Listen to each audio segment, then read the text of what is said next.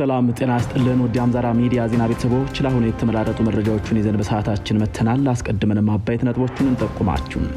በሸዋ ከ264 በላይ የሚሆኑ የሚሊሻ አባላት እጃቸው ለፋኖ ኃይሎች መስጠታቸው ተገለጸ። በአማራ ክልል ሸዋ ቀጠና በተለይ በሚዳና በሬማ የፌድሪ መንግስትን ተልእኮ ተቀብለው የሚንቀሳቀሱ የነበሩ ከ264 በላይ ሚሊሾች እጃቸውን ለፋኖ ኃይሎች እንደሰጡ ተመላክቷል። ቀዳሚ ወታደራዊ ጉዳያችን ነው። ጽንፈኛ ሲሉ የጠሩትን ቡድን ሙሉ በሙሉ በመደምሰስ የቀጠናውን ሰላም እናስከብራለን ሲሉ ብርጋዴር ጀነራል መካሻ ጀንበሬ ተናገሩ። ህብረተሰቡ የአካባቢውን ሰላም ለማጠናከር ከጸጥታ ኃይሉ ጋር ተቀናጅቶ መስራት እንደሚገባው ብርጋዴር ጀነራሉ ተማጽነዋል። እናስቃኛቸዋለን። ደቡብ አፍሪካ ፕሪቶሪያ የተደረሰው የሰላም ስምምነት ከመቼውም ጊዜ በበለጠ አደጋ ላይ መውደቁን ህወሓት አስታወቀ። ህወሓት መንግስት የፕሪቶሪያውን የሰላም ስምምነት እየጣሰና እያኮሰሰ ነው ሲል በመክሰስ ስምምነቱ ከመቼውም ጊዜ በላይ በከፍተኛ ደረጃ አደጋ ውስጥ ወድቋል ሲል አስጠንቅቋል። ታደምጣላችሁ። ኢትዮጵያ የካይሮ ኬፕ ታውን ኮሪደር አካል የሆነውን የሞጆ ሐዋሳ ፍጥነት መንገድ ግንባታ ልታጠናቅቅ ተቃርባለች ሲል የዓለም ባንክ አስታወቀ። ኢትዮጵያ የካይሮ ኬፕ ታውን የመንገድ ኮሪደር አካል የሆነውን 202 ኪሎ ሜትር ርዝመት ያለው የሞጆ ሐዋሳን ፍጥነት መንገድ ግንባታ ማጠናቀቂያ ምዕራፍ ላይ ደርሳለች ሲል የዓለም ባንክ አስታውቋል። እንቃኘዋለን። በአዲስ አበባ የመንግስት ኮድ 4 ተሽከርካሪዎች የትራፊክ ህግ በመጣስ እንዳስቸገሩት የከተማዋ ትራፊክ ማኔጅመንት ቢሮ ገለጸ። ክቡራን የአምዛራ ሚዲያ ዜና ቤተሰቦች አብረውን ሲቆዩ እኒህና ሌሎች ጉዳዮችን ያደምጣሉ። አሁን ወደ ዝርዝር መረጃው እናልፋለን።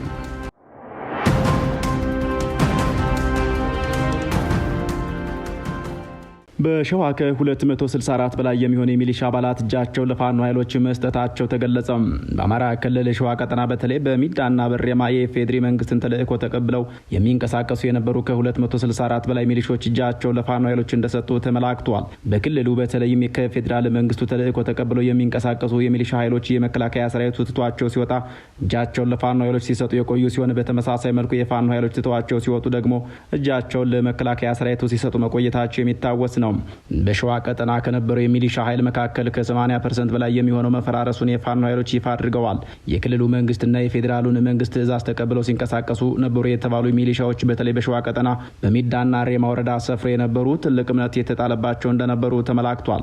የአማራ ክልል መንግስት በሸዋ ቀጠና በተለይ በሚዳና ሬማ ወረዳ አስፍሮት ከነበረው የሚሊሻ ኃይል መካከል በቁጥር 264 አባላቱ ከነ ሙሉ ትጥቃቸው በሸዋ የሚንቀሳቀሱ የፋኖ ኃይሎችን ስለመቀላቀላቸው የወጡ መረጃዎች አስረድተዋል።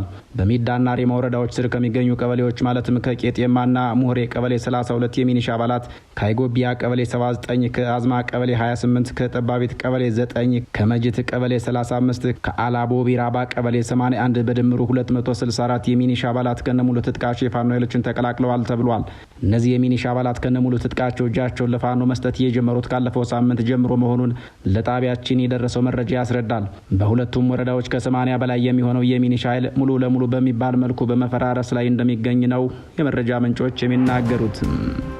ጽንፈኛ ሲሉ የጠሩትን ቡድን ሙሉ በሙሉ በመደምሰስ የቀጠናውን ሰላም እናስከብራለን ሲሉ ብርጋዴር ጀነራል መካሻ ጀንበሬ ተናገሩ። ህብረተሰቡ የአካባቢውን ሰላም ለማጠናከር ከጸጥታ ኃይሉ ጋር ተቀናጅቶ መስራት እንደሚገባውም ብርጋዴር ጀነራሉ ተማጽነዋል። ህብረተሰቡ የአካባቢውን ሰላም ለማጠናከር ከጸጥታ ኃይሉ ጋር ተቀናጅቶ መስራት እንደሚገባው በሰሜን ምዕራብ እዝ የአንኮር አዛዥ ብርጋዴር ጀነራል መካሻ ጀንበሬ ተናግረዋል።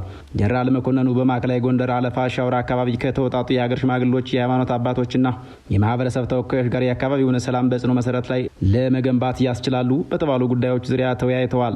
ሀገር የማፍረስ ተልእኮ ከታሪካዊ ጠላቶቻችን የተቀበለው ጽንፈኛው ቡድን ሲሉ የጠሩት ኃይል ለወላጆቹ፣ ለሃይማኖት አባቶች እንዲሁም ለሀገር ሽማግሌዎች ክብር የሌለው ዘራፊ ቡድን ነው ሲሉ ገልጸውታል።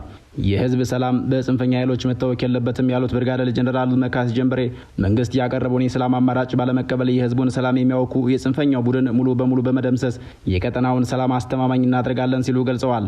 ዋነኛው የሰላም ባለቤት ህዝቡ ነው ያሉት አዛዡ ሁሉም እየተሰማራበት የስራ መስክ ሰላምን ለማስፈን በሚያደርገው ጥረት የበኩሉን ኃላፊነት ሊወጣ እንደሚገባም አስገንዝበዋል። ተሳታፊዎች በበኩላቸው የተገኘውን አንጻራዊ ሰላም በዘላቂነት ለማስቀጠል በሚደረገው ጥረት ከጸጥታ ኃይሉና ከመንግስት አካላት ጋር በጥምረት እንሰራለን ማለታቸውን መከላከያ ዘግቧል። ብርጋዴር ጄኔራል ይህን ቢሉም በጎንደር የሚንቀሳቀሱ የፋኖ ኃይሎች በጋራ በወሰዱት ወታደራዊ ዘመቻ በተለይ በቋራ፣ በመተማ፣ በማክሰኝትና በሌሎች ወረዳዎች ከፍተኛ በሚል የተገለጸ ወታደራዊ ድል አስመዝግበናል ብለዋል። በሀብቴ ወልዴና በደረጀ በላይ የሚመራው በጎንደር አካባቢ የሚንቀሳቀሰው የፋኖ ኃይል በጋራ በመሆን በማክሰኝት ከተማ በ3 አቅጣጫ በከፈቱት ጥቃት በርካታ ቁጥር ያላቸው ጥምር የጸጥታ ኃይሎችን መደምሰስ ተችሏል ባይ ናቸው። መብረቃዊ እርምጃ ነው በተባለው በዚህ ውጊያ የፋኖ ኃይል ወደ ከተማዋ ሰርጎ በመግባት የፌዴራል መንግስቱን ወታደራዊ ካምፕ ማውደም እንደቻለ መወቁልም ብሏል።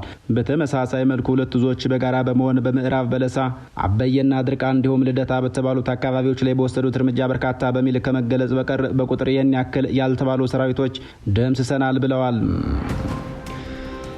ደቡብ አፍሪካ ፕሪቶሪያ የተደረሰው የሰላም ስምምነት ከመቼውም ጊዜ በበለጠ አደጋ ላይ መውደቁን ህወሓት አስታወቀ። ህወሓት መንግስት የፕሪቶሪያውን የሰላም ስምምነት እየጣሰና እያኮሰሰ ነው ሲል በመክሰስ ስምምነቱ ከመቼውም ጊዜ በላይ በከፍተኛ አደጋ ውስጥ ወድቋል ሲል አስጠንቅቋል። ህወሓት ትናንት ሐሙስ ጥቅምት 22 2018 ዓ.ም ባወጣው መግለጫው ነው የፌዴራል መንግስት በትግራይ የተደረገውን ጦርነት ለማስቆም የተፈረመውን የፕሪቶሪያውን ሰላም ስምምነት ቁልፍ ድንጋጌዎች ለመተግበር አልቻለም ያለው። ቡድኑ በመግለጫው የኢትዮጵያ መንግስት የትግራይን አካባቢዎች ተቆጣጥረው የሚገኙ ኃይሎች በመደገፍና በማስታጠቅ እንዲሁም የተፈናቀሉ ነዋሪዎች ወደ ቀያቸው እንዳይመለሱ በማደናቀፍ ስምምነቱን ትርጉም አልባ ለማድረግ እየሰራ ነው ሲል ከሶታል። መግለጫው አክሎም የፕሪቶሪያው የሰላም ስምምነት ዓላማው ዘላቂ ጦርነት ማቆም እንዲመጣ፣ የተፈናቀሉ ሰዎች ወደ ቀያቸው እንዲመለሱ እንዲሁም ለፍትህ፣ ለመልሶ ግንባታና ለፖለቲካ ውይይት መሰረት ለመጣል ነው ብሏል። በቅርቡ ጠቅላይ ሚኒስትር አብይ አህመድ ህወሓትን የፕሪቶሪያውን የሰላም ስምምነት ለማክበር እንዲሁም ከፌዴራል የሚላክ በጀትን ለልማት ስራዎች ከመዋል ይልቅ ለወታደራዊ እንቅስቃሴዎች በመዋል መወንጀላቸው ይታወሳል። በማዕከልም በህወሓት ወገን ፕሪቶሪያ ላይ የፈረሙት ጌታቸው ረዳና እነ ጻድቃን መሆናቸው በማስታወስ በተለይ ከጌታቸው ረዳ ጋር አብረው እየሰሩ መሆናቸውን አመላክተዋል። ኢትዮጵያ የካይሮ ኬፕ ታውን ኮሪደር አካል የሆነውን የሞጆ ሐዋሳ ፍጥነት መንገድ ግንባታ ልታጠናቀቅ ተቃርባለች ሲል የዓለም ባንክ አስታወቀ። ኢትዮጵያ የካይሮ ኬፕ ታውን የመንገድ ኮሪደር አካል የሆነውን 202 ኪሎ ሜትር ርዝመት ያለውን የሞጆ ሐዋሳን የፍጥነት መንገድ ግንባታ የማጠናቀቂያ ምዕራፉ ላይ ደርሳለች ሲል የዓለም ባንክ አስታወቀ። እንደ ዓለም ባንክ መረጃ መሰረት ፕሮጀክቱ በከፍተኛ ጥራት ያለው ለጉዞ የሚወስደውን ጊዜ በከፍተኛ ሁኔታ እንደሚቀንስ፣ የተሽከርካሪዎችን የስራ ማስኬጃ ወጪ እንደሚያቃልልና አካባቢያዊ ትስስርን እንደሚያጠናክር ይጠበቃል። ፕሮጀክቱ ሙሉ በሙሉ ተጠናቆ ስራ ሲጀምር ለጉዞ የሚፈጀውን ጊዜ እስከ 40 በመቶ እንዲሁም ለተሽከርካሪዎች ስራ ማስኬጃ የሚወጣውን ወጪ ደግሞ ከ15 እስከ 20 በመቶ እንደሚቀንስ የተገለጸ ሲሆን በመንገዱ አካባቢ ለሚኖሩ ከ1.5 ሚሊዮን በላይ ለሚሆኑ ሰዎች ለገበያ፣ ለአገልግሎቶችና ለኢንዱስትሪ ዞኖች ያላቸውን ተደራሽነት እንደሚያሻሽል ተመላክቷል። የሞጆ ሐዋሳ የፍጥነት መንገድ በኢትዮጵያ ሁለተኛው ዋና የክፍያ መንገድ ሲሆን ዓለም አቀፉ የፍጥነት መንገድ ደረጃዎችን በማሟላት ደግሞ የመጀመሪያው ነው ተብሏል። ከአዲስ አበባ በስተደቡብ የተዘረጋው መንገዱ ሞጆ፣ ባቱ፣ ሻሸመኔ፣ ሐዋሳን የመሳሰሉ ቁልፍ ከተማና የኢንዱስትሪ ማዕከላትን በማገናኘት ለሀገር ውስጥና ለድንበር ተሻጋሪ ንግድ ወሳኝ ኮሪደር መሆኑም ተጠቁሞለታል። በርዕሰ መዲናው አዲስ አበባ የመንግስት ኮድ 4 ተሽከርካሪዎች የትራፊክ ሕግ በመጣስ እንዳስቸገሩት የከተማዋ ትራፊክ ማኔጅመንት ቢሮ ገለጸ።